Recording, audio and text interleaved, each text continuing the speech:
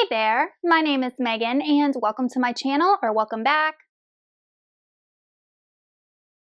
Today I'm going to be doing a book review for Bingsu for Two by Sujin Witherspoon.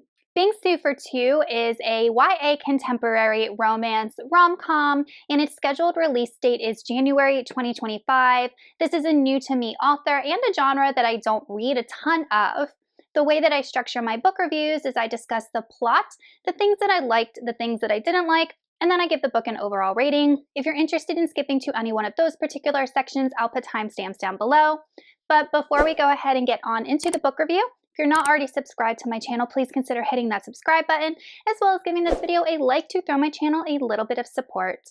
In Bingsu for Two, we are following a protagonist named River Langston Lee, and River is the son of a family that opened this coffee shop and is trying to make it a national chain. He's 17 years old and he just doesn't have things in his life figured out. He can't decide what he wants to do for his future. He can't decide if he wants to go to college or not. He can't decide if he wants to stay with his girlfriend or not. So he is just in the throes of teenage confusion and trying to find himself. And one day, he quits his job as a manager at his family's newest opened location. He breaks up with his girlfriend of 4 years and he walks out of the SATs. By happenstance, he walks into a competitor cafe called Bingsu for Two, which is kind of like a hole-in-a-wall, family-owned Korean coffee shop, and asks for a job. While he's there, he learns that his best friend Kai has been working there, which he had no knowledge of, Kai's ex-boyfriend, as well as a girl named Sarang, who is the owner of the coffee shop's daughter, who from the beginning absolutely loathes River, cannot stand him, and makes it her life's mission to make his work at Bingsu for Two a living hell. One day, River films his coworkers acting silly as they are cleaning up shop. He posts it on his Instagram, and it ends up going viral, bringing all this business to Bingsu for Two. So we are following the story as River, Sarang, and the group of people that work at the coffee shop have to create this online presence to drive business to their small cafe, while at the same time, River and Sarang are maybe developing feelings for one another, and then River is having to hide his new job from his parents because technically Bingsu for Two is a competitor cafe to his family's.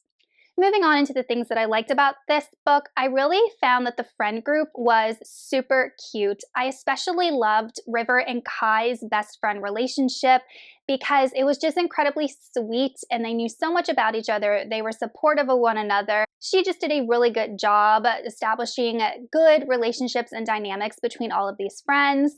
There was a lot of banter between this friend group, which made it very real and believable. And that's another thing I really liked about this book was the humor. There were a couple times where I actually laughed out loud. And then the way that the book is formatted, there are some scenes that are texts in their text chat group, and they were absolutely hilarious. And then anytime the characters posted a new video on their socials like YouTube or Instagram Live or anything like that, she kind of wrote out the scene as a script, the way that the characters were talking, and I could just imagine it in my head watching a YouTube Live with all of these characters, and it was absolutely hilarious. She had a really good voice in this book too, because he is definitely your quintessential teenager trying to figure out his way in life, trying to learn things on his own, trying to grapple with conflicting feelings and all of that, while at the same time maintaining a lot of humor. I think that a lot of things that the author included in this book were definitely relevant, and I really appreciated how she incorporated current day marketing with regards to social media, and that is something that River managed for Bingsu for Two, and it's evident that he's very talented at this. He knows all about how to grow online, which is definitely a skill in today's world. And then we also see the pros and cons of having an online presence because yes, this cafe went viral with all of these videos, but then you have the toxic side of social media because there were some incidences where people were cloning these characters' accounts and doing horrible things and saying horrible things and using some of their social media as blackmail. So I really liked how the author showed the pros and cons of a social media presence and how that could affect people personally. And lastly, one of the main themes of this book, and Sarang says it over and over, was honesty. Sarang is a real stickler for just being honest because it makes things so much easier, and I actually really appreciated that about her. I feel like all of us, when we're in a sticky situation, find that it might be easier to lie to get our way out of it, but Sarang was one who believed highly in being honest about everything all the time. As for the things that I didn't like in this book, I found that the characters were very multifaceted, but there were times when I absolutely did not like River. I found that he had no spine, no backbone. He was very indecisive, and I guess you can attribute that to his age. He's 17, but there were times where I just wanted to shake him and be like, make a decision, do the right thing, say what you're thinking, say what's in your heart, say what's on your mind. Half of the problems in this book could have been avoided if River just stood up for himself, especially the issues with his parents. All he had to do was talk to his parents, and he waited until the last minute when things were at the worst before he went to them, and that just aggravated me at times. And then Sarang. Oh man, there were times where I absolutely hated her. I feel like she is not a nice, kind, polite person, and she is at times verbally abusive, in my opinion, to River. She calls him names, she insults him, she never says anything nice, and the first time that they ever meet, she pours coffee on him. I don't know about you, but if the genders were reversed, if it was a male who was pouring coffee on a female, insulting her, calling her stupid, cussing her out, we would be up in arms about how this is a toxic relationship and he doesn't love the girl. But when it's a girl doing it to a boy, it's more acceptable. I personally disagree. I didn't like Sarang.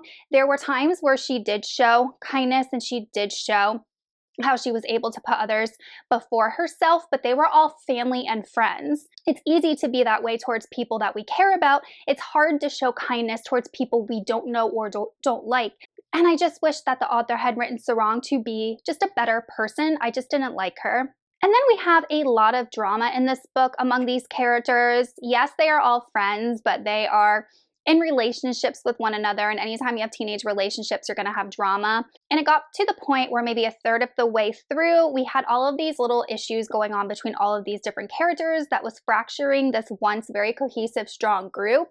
And I think this is just a element of the YA contemporary genre, which I don't read a lot of. I guess the author had to add in unnecessary drama in order to make the story interesting or to keep the reader reading. I'm not really sure, but for me, it just was annoying, especially the conflict between Kai and River because of something Dario did. I found that completely unnecessary, and all it did was put a strain on Kai and River's relationship, which that didn't need to happen. And then piggybacking off of that, there were times where Dario was telling Kai, I love you, I care about you. No, I'm sorry. If you love someone and you care about them, you don't purposely hurt them. You don't go out of your way to push them away, to hurt them, to put a wedge between who you supposedly love and their best friend. Like, no, Dario's actions were horrible. They were no demonstration of true love. And the last thing that I wasn't really a fan of was the part of the plot where River and his ex-girlfriend Cecilia were put in charge of opening Cafe Gong's newest location. So Cafe Gong, like I said, is River's parent cafe chain, and they're trying to expand it into a national chain and to grow their business.